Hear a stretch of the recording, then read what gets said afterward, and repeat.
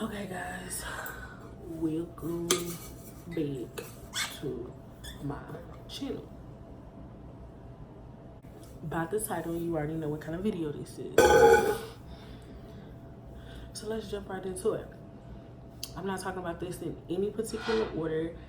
I am simply just letting y'all know what it is as a teacher in Georgia. Like, first of all, let's just say I never wanted to be a teacher.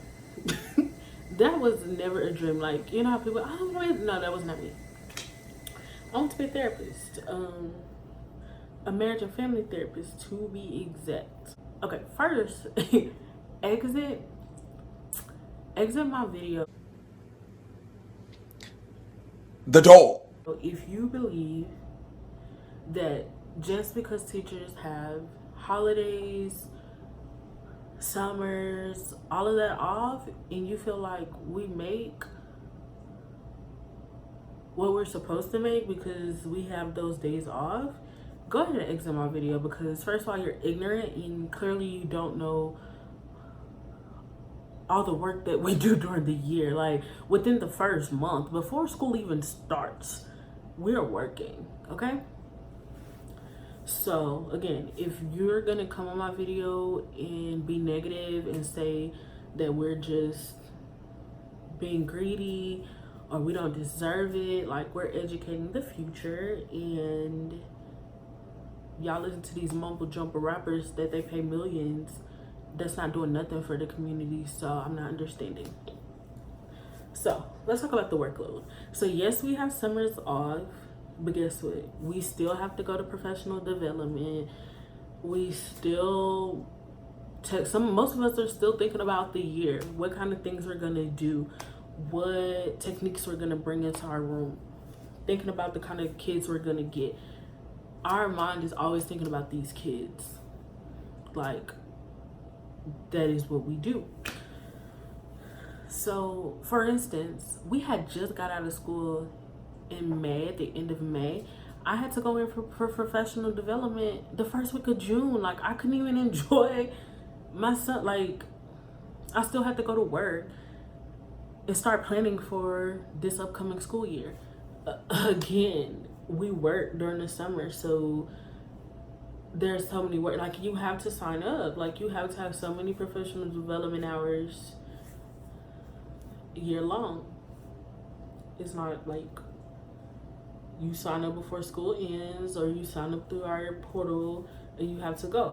A little about me: I teach 7th grade language arts in Georgia, in a school district in Georgia.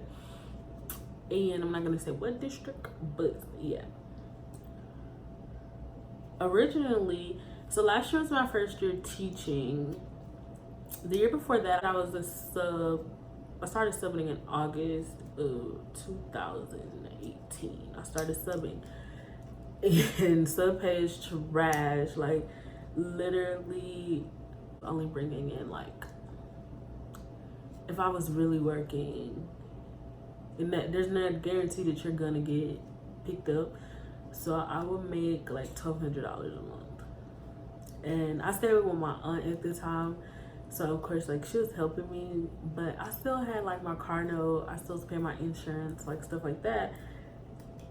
That's hard. So I eventually got asked to start teaching because I was actually really good at what I was doing. And so I thought about it. Since I didn't get into the grad program that I wanted to get into, I was like, I can do this. Like, maybe God is calling me to be in the classroom first before I step out and do what I really want to do. Fast forward, get into grad school. So basically, I'm on an IN4T, and it's basically like I'm a provisional teacher. So I don't have a full certificate until after I graduate with my master's. And so, and the gag about that is some districts don't even pay their teachers their IN4T teachers a full salary.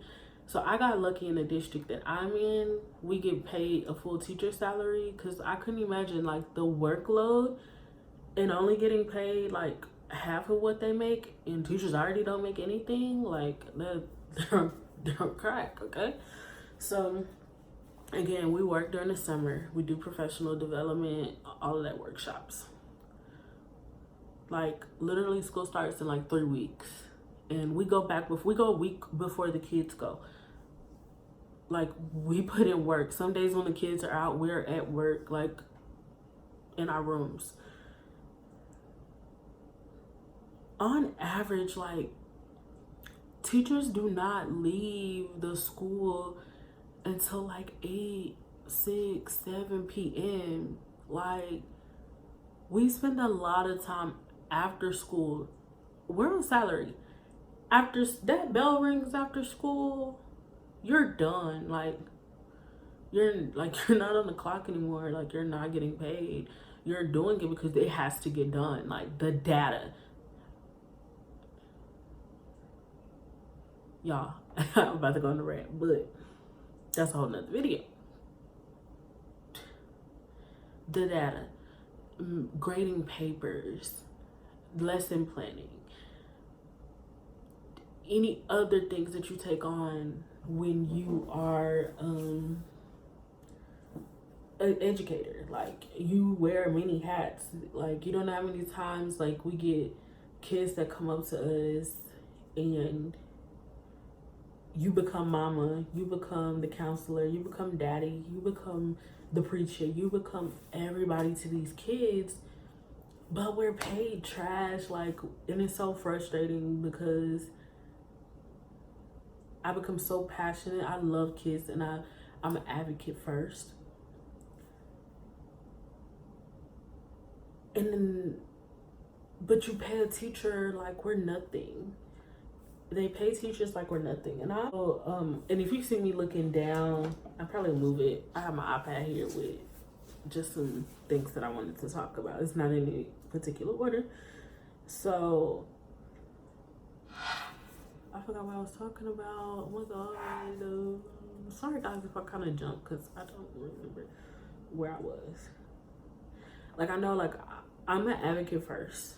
And so I'm going to do everything in my power to make sure that my students are good. Like, we pay for things out of our pockets. Like, I spend so much money on my students. Like, other teachers be like, girl, quit spending your money. Like, I go and buy food. Like I keep my storage cabinet with juice and like chips and stuff because some of our kids don't eat and they know that they can come in my room if they need a snack, or I give it out for rewards, weeks apart. Like, I do that because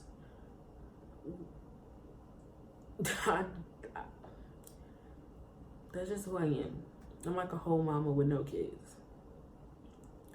And I think I was saying that I would insert like a general of, you will get if you do look at it, you will see what I make. And when you subtract all of my bills, I am left with like $300 for the rest of the month. What if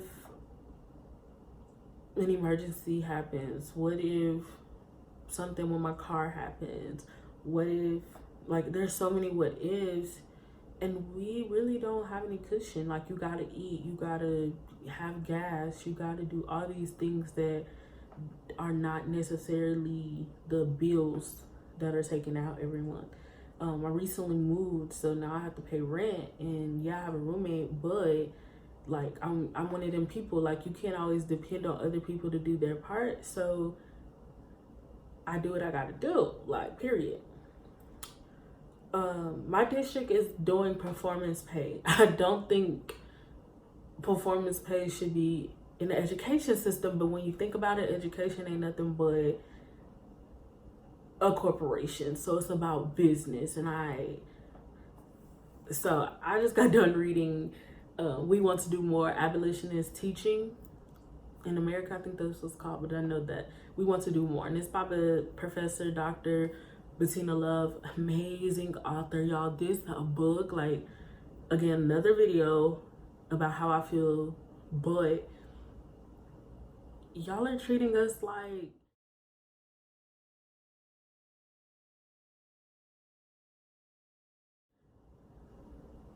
I don't know. It's disappointing, like, that education is a corporation and y'all are basically putting teachers against each other, Then you're wondering why teachers are cheating. You're wondering why teachers are leaving the field. You're gonna tell me based on the data that I get, based on the way that I view my school, the all of these CCRPIs, all of these different data things that the state looks at or the county looks at is trash. Like, you can't tell me, first of all, Georgia in its education system is behind. So you can't tell me based on my students' data, because I can't move a group of students that it's not even meant for them to be moved, because let's just be real, the education system does not give a crap about them. My pay is depending on that.